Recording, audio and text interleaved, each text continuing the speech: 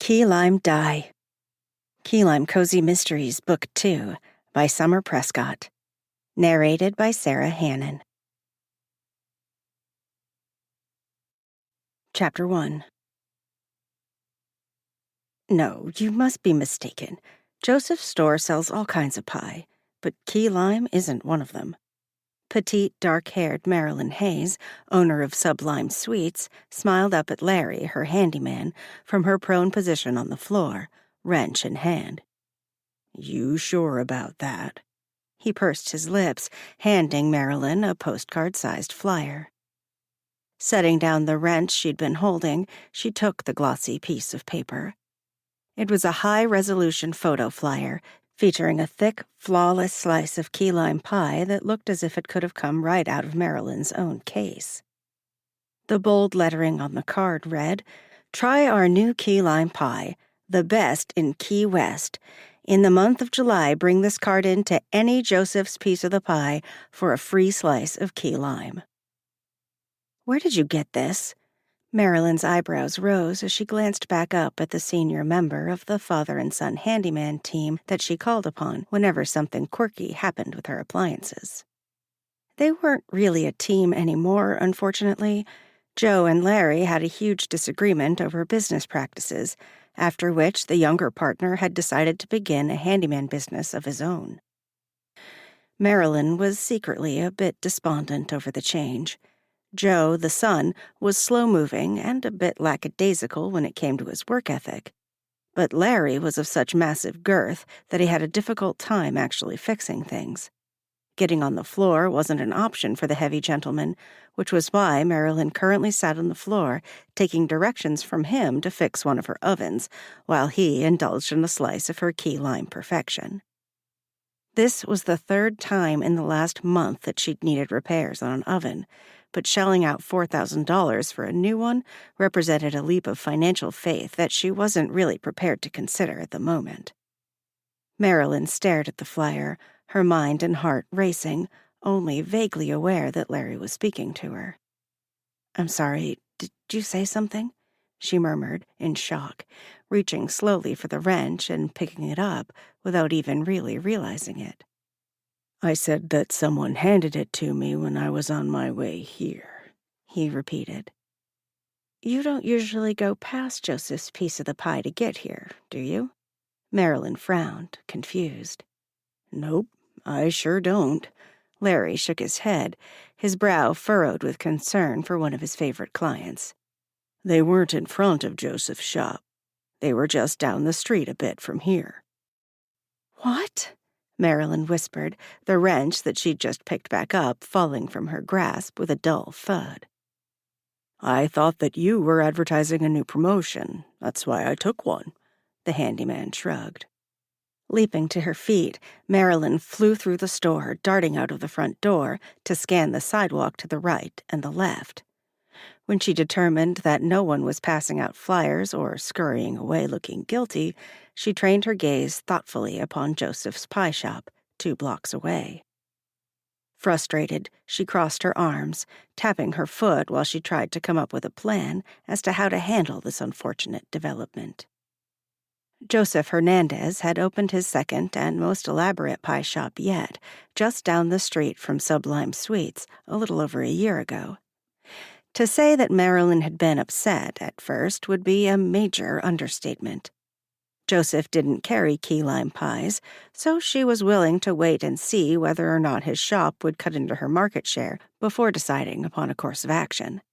Surely there were enough tourists and locals alike for both shops to thrive. There were rumors around town that Joseph was about to open a third shop, but once she'd determined that his presence near her wasn't affecting her customer flow, Marilyn had paid very little attention to piece of the pie, until roughly 2 minutes ago. She'd always taken pride in the fact that there was an especially unique and personal feel about her cozy little pie shop. It was a quirky and chic but comfortable space where customers enjoyed lingering to visit, even after enjoying every last crumb of their delectable pie. She wandered back inside, still holding the shiny piece of paper, not knowing what to feel or how to appropriately react. Later in the day, after worrying over the fact that only one regular customer and one tourist looking for the surf shop down the street had come into SubLime Sweets, Marilyn realized that she was becoming far too obsessed with the situation. She decided to approach the situation in an adult manner and just call Joseph's shop to find out precisely what was going on. Clearly, whatever scheme he had cooked up was negatively impacting her business. She had to figure out a counterattack, and fast. She didn't have another store to rely upon for her revenue. If SubLime Sweets went under, she'd lose everything that she'd worked so hard to build. "Joseph's Piece of the Pie, this is Rachel speaking. How can I help you?" The voice on the other end of the phone sounded young and enthusiastic. Marilyn was calling from her cell phone so that the SubLime Sweets phone number didn't pop up on Joseph's caller ID. "Hi, I just received a flyer for a free piece of key lime pie," she chirped, her voice saccharine sweet, her cheeks burning, feeling like an utter fraud. "Yes, that's our current promotion," Rachel sang out, her youthful smiles shimmering all the way through the telephone line. "I didn't know you sold key lime pie," Marilyn replied with forced cheerfulness, feeling awful about misleading the nice young woman in order to gather information about her boss's plans.